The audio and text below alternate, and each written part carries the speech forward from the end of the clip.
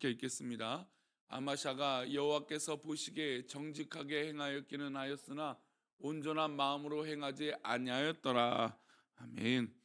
기도하겠습니다. 하나님, 오늘도 주의 은혜를 간구하며 주님 나와 함께 하시며 주께서 함께 하시는 놀라운 은혜를 사모하는 우리 믿음의 백성들을 하나님 축복하여 주시고, 하나님의 한량없는 은혜가 우리 성도들 가운데 있어 주와 함께함이 기쁨이요 소망이요 능력이요 감사가 되어줄 수 있도록 복을 내려 주옵소서.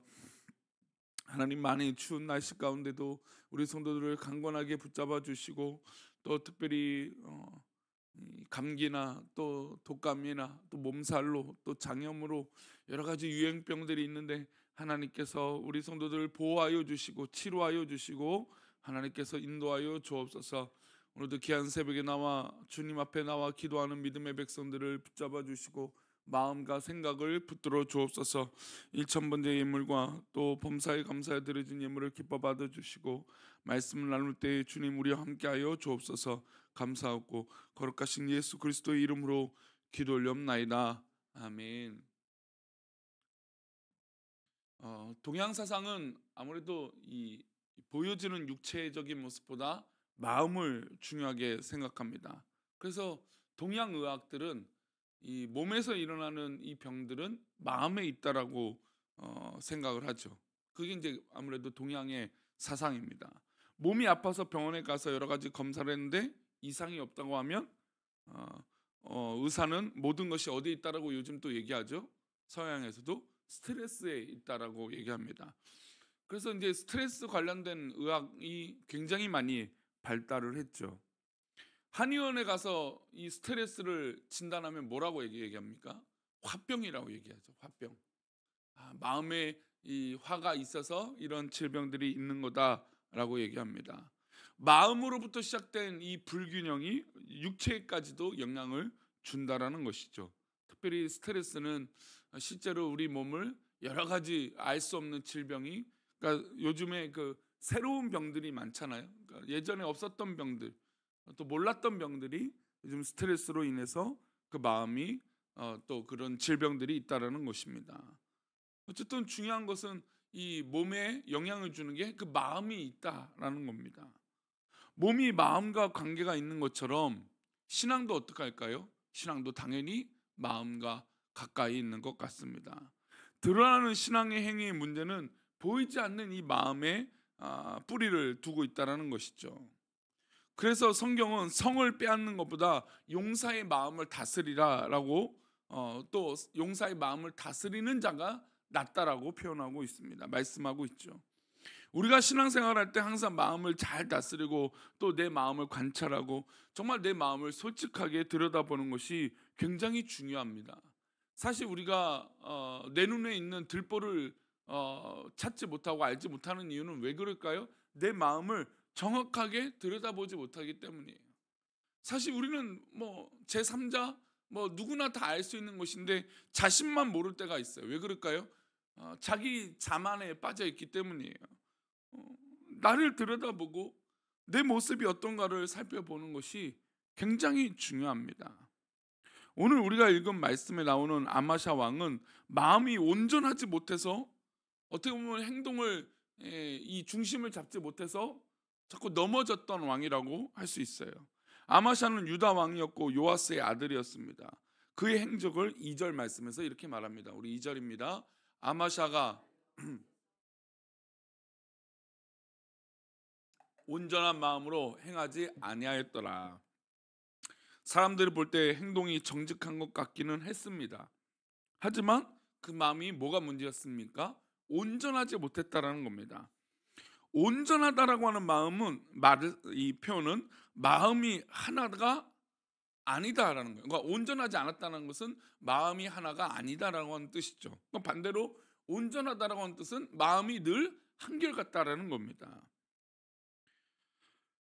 이 아마샤는 늘 마음이 한결같지 않고 흔들렸어요. 그러니까 리더인데, 그렇죠, 왕이잖아요.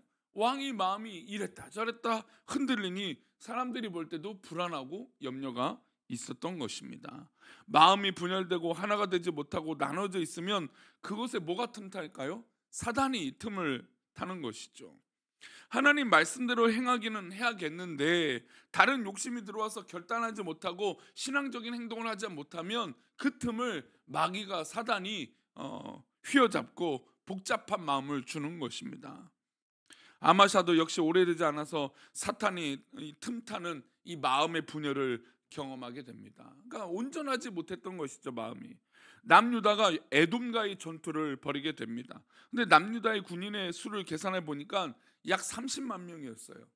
근데 30만 명 되는데 이 에돔과 싸우는 때 약해 보였던 것이죠. 그 아마샤가 걱정이 되었습니다. 이길 수 있을 것 같기도 하고 또 불리할 것 같기도 하고 저 에돔이 강한데 어떡할까? 그래서 두려웠어요. 그러니까 마음이 흔들리죠. 그러니까 이 아마샤가 왕으로서 누구를 못 믿은 걸까요? 자신의 군대를 못 믿은 겁니다.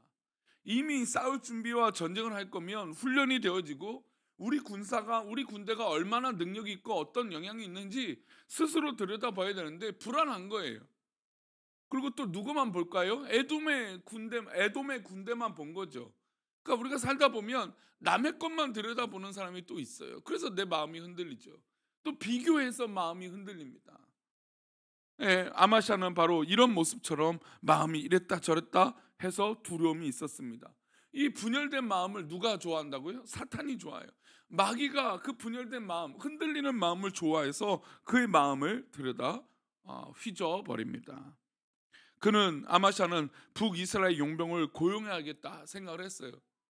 그리고 은 100달란트를 들어서 북이스라엘에서 용병을 사옵니다. 우리 5절과 6절인데요. 보겠습니다. 아마샤가 유다 사람들을 모으고 그 여러 족속을 따라 천부장들과 백부장들을 세대 유다와 베냐민을 함께 그리하고 20세 이상으로 계수하여 창과 방패를 잡고 능히 전장에 나갈 만한 자 30만 명을 얻고 또 100달란트로 이스라엘 나라에서 큰 용사 10만 명을 고용하였더니 사실 30만 명이 제대로 이게 훈련 과정이 있고 준비만 했다면 충분할 건데 이가 좀 불안하고 염려가 되니까 100달란트를 이용해서 큰 용사 10만 명을 북이스라엘에서 고용을 합니다. 그러니까 이 10만 명을 고용하고 총 40만 명이 되잖아요. 그리고 이제 북이스라엘에서 고용한 10만 명은 아무래도 싸움을 잘하고 전쟁을 잘하는 사람들이었어요. 그런데 이것이 하나님 보시기에 별로 좋지 않았습니다. 하나님 보시기에 악이었죠. 하나님의 사람이 선지자를 보내게 됩니다. 그래서 왕에게 직언을 하죠. 하나님은 하나님을 떠난 자를 기뻐하지 않으니 북이스라엘 용병들을 돌려보내라 라고 말씀을 하셨습니다. 그러니까 하나님이 기뻐하시지 않는 용병을 구하고 또 북이스라엘 사람들이 계속 하나님 앞에 죄악을 범했기 때문에 그 죄로 인해서 하나님은 이스라엘 사람들이 죄에 물들지 않기를, 그러니까 남유다 사람들이 북이스라엘 사람들의 죄에 물들지 않기를 바랬던 것이고, 또 하나님의 기뻐하시는 방법은 죄인들과 함께하는 걸 원치 않으신 것이죠. 하나님이 기뻐하시지 않는 자들과 전쟁터에 나가면서 왕은 큰 피해를 입을 거라고 경고를 하셨습니다. 그래서 아마샤 왕이 이 말을 들으니까 또 어떻게 될까요? 이 마음이 이랬다 저랬다고 온전하지 못한 왕이 또 이 선지자의 말을 듣고 하나님 말씀 들으니까 그런 것 같아요. 하나님께 잘못했다는 마음이 들었습니다. 하지만 이게 또 어떤 마음이 들었냐면 돈이 아깝다는 생각이 들었던 거예요. 왜? 100달란트를 들여서 북이스라엘 용병을 구해온 거잖아요. 주겠다 약속한 거예요. 그래서 그는 하나님의 사람에게 이렇게 말합니다. 9절 말씀입니다. 함께 읽겠습니다. 아마샤가 하나님의 사람에게 이르되 내가 100달란트를 이스라엘 군대에게 주었으니 어찌할까? 하나님의 사람이 말하되 여호와께서 능히 이보다 많은 것을 왕에게 주실 수 있나이다 하니라. 돈을 아까워하는 왕에게 하나님이 훨씬 더 많은 것을 줄 수 있다라고 약속하시면서 돌려보내라고 말씀하셨습니다. 왕이 그의 말을 듣고 북이스라엘에서 고용한 10만 명의 용병을 돌려보냅니다. 그리고 담력을 얻어서 에돔 군대와 싸워서 결국 에돔을 물리치고 전쟁을 승리로 이끕니다. 그러니까 애초부터 에돔을 충분히 이길 수 있었던 건데 누구의 마음이 흔들렸기 때문이에요? 아마샤 이 왕의 마음이 계속해서 흔들렸기 때문이에요. 그런데 문제가 생겼어요. 뭐가 문제냐면 마음이 오락가락해서 이 북이스라엘 군대를 사왔잖아요. 근데 사실은 이 100달란트보다 전쟁에 나가면 뭘 더 생각하게 되면 전리품을 생각합니다. 그러니까 북이스라엘이 이 전쟁에 참여하려고 해서 10만 명이라 왔던 이유는 은 100달란트도 얻지만 전쟁을 통해서 전리품을 얻으려고 하는 욕심이 있었기 때문이에요. 근데 그것을 얻지 못하게 된 거예요.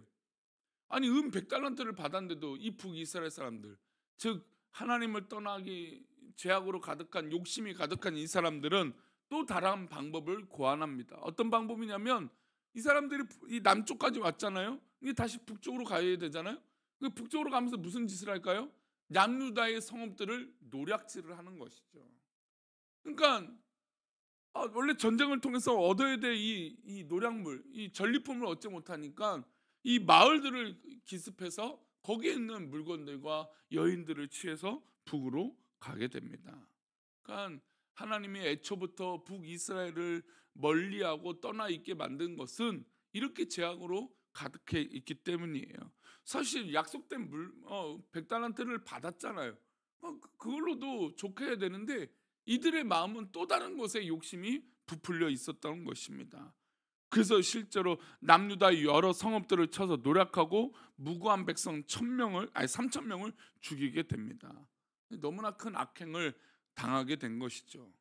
이 모든 과정이 뭘로부터 시작한 겁니까? 아마샤의 온전하지 않은 마음, 분열된 마음, 나누어진 마음, 이랬다 저랬다 하는 마음. 하나님은 한 분을 의지하지 못하는 이 정말 리더로서 좀 부족한 이 마음, 이 모습. 결국 그 왕의 잘못된 형태로 말미암아 애꿎은 백성들이 3,000명이나 죽게 만드는 것이죠. 한 사람이 온전하지 못한 이 마음 때문에 공동체도 파멸이 된 것입니다. 그의 온전하지 않은 마음은 우상 숭배까지 갑니다. 어떻게 되는지 볼까요? 14절입니다. 함께 보겠습니다. 아마샤가 에돔 사람들을 죽이고 돌아올 때에 세 자손의 신들을 가져와서 자기의 신으로 세우고 그것들 앞에 경배하며 분향한지라. 그러니까 사실 아마샤가 애초부터 하나님 말씀을 온전히 들었다라기보다는 이랬다 저랬다 듣는 척 마는 척 이랬던 거예요. 북이스라엘 군대들을 돌려보냈지만 이들에게 하나님 말씀인 것과 정말 하나님 말씀을 두려워서 들었다기보다는 결국은 그러니까 여러 가지 지원을 해주고 또 다른 부대 비용이 나가고 이런 것들이 아까웠기 때문에 결국 그냥 하나님 말씀을 들은 척했던 것이죠. 결국 무엇으로 증명이 됩니까? 이가 전쟁에 이기고 나서 돌아오는 길에 그들의 신들을 가져와서 자기 신으로 세우고 그들 앞에서 경배한 것이에요. 얼마나 악한 죄악입니까? 그래서 사실 우리 계시록 말씀에 차든지 뜨겁든지 하라고 하는 말씀, 그러니까 하나님 말씀을 온전히 따르지 않는다는 것은 이렇게 문제가 있다는 겁니다. 그러니까 우리가 만약에 저도 그렇고요. 제가 만약에 막 성도들 앞에서 이랬다 저랬다 하는 모습은 결국 성도들이 불안하게 만들 것입니다. 또 성도들 가운데도 신앙이 이랬다 저랬다 하는 거예요. 그러면 결국 하나님도 보시기에 불안하죠. 하나님께서 귀한 사역들을 맡기고 봉사의 일들을 맡기는데 마음이 이랬다 저랬다 하는 거예요. 물론 우리 성향이 감정이 기복이 있을 수 있어요. 또 우리가 감정이 이랬다 저랬다 할 수 있어요. 그러나 우리가 믿고 있는 하나님을 신뢰하고 믿는다면 우리가 불안할 때 결국 누구를 의지해야 될까요? 하나님을 의지해야 되죠. 우리가 염려할 때 누구를 의지해야 될까요? 하나님을 의지해야 되죠. 우리가 걱정이 있고 뭔가 잘 안 될 것 같은 염려가 있을 때 결국 우리는 누구를 찾아와서 엎드려야 될까요? 하나님을 찾아서 엎드려야 되는 것입니다. 그러나 아마샤는 이런 위기가 있을 때 하나님을 찾지 않았습니다. 방법이 없을 때 하나님께 묻지 않았습니다. 여러 가지 어려움이 있을 때 하나님을 또 찾지 않았던 것이죠. 결국 그들이 좋게 보였던 우상을 데리고 와서 결국 우상 숭배를 하는 것 아니겠습니까? 내 마음을 가장 잘 아는 사람은 누굴까요? 솔직히 내 마음이면 내가 제일 잘 압니다. 내 마음을 내가 제일 잘 알아요. 그래서 주변 사람들은 그의 행동을 보고 판단하지만 결국 내 마음이 어떤가에 대해서 내가 잘 알잖아요. 그러니 우리 마음이 어디 있는지 돌아봐야 됩니다. 하나님 앞에 내 마음이 어떠했는지 또 찾아보고 들여다봐야 되는 것이죠. 혹시나 내 마음이 온전하지 않거든 하나님 앞에 나아가 내 찢어진 마음을 낱낱이 고아야 됩니다. 하나님, 내 마음이 이렇습니다. 내 마음이 이랬다 저랬다 합니다. 하나님, 내 마음이 온전하지 못합니다. 그래서 하나님 앞에 부르짖고 기도할 때 혹시나 내 마음이 분열되고 온전하지 않은 것들이 정리가 되어져서 하나님 앞에 바로 서기를 축원합니다. 오늘도 주 앞에 나와 기도하면서 우리의 마음이 문제를 먼저 살펴보기를 바랍니다. 우리 사람들이 참 그래요. 지난주만 돼도 이게 겨울이 이렇게 따뜻해서 되겠어? 추워야지. 그냥 막상 추우니까 어떻게 됩니까? 아이고 너무 춥네. 이게 바로 우리 인간의 정말 갈대와 같은 마음인 거죠. 우리 신앙도 그래서는 안 돼요. 하나님 앞에 온전히 바로 서고 하나님만 바라볼 때 정말 전능하신 하나님께서 우리를 사랑하시고 우리를 분명 인도하여 주실 것을 믿습니다. 이제 2023년이 열흘 안팎으로, 열흘도 이제 채 남지 않았습니다. 우리가 그 길을 걸어간다고 했을 때 아니 그 길을 갔다 이랬다 저랬다 하면 오히려 어떻게 될까요? 더 늦게 가요. 오래 걸리죠. 하나님께서 기뻐하시는 성도는 바로 하나님만 바라보고 천성을 향하여 걸어가는 이 목적과 방향이 분명한 성도인 줄 믿습니다. 오늘도 하나님만 바라보시고 온전히 걸어가시고 승리하시는 저와 여러분 되시기를 축원합니다. 기도하겠습니다.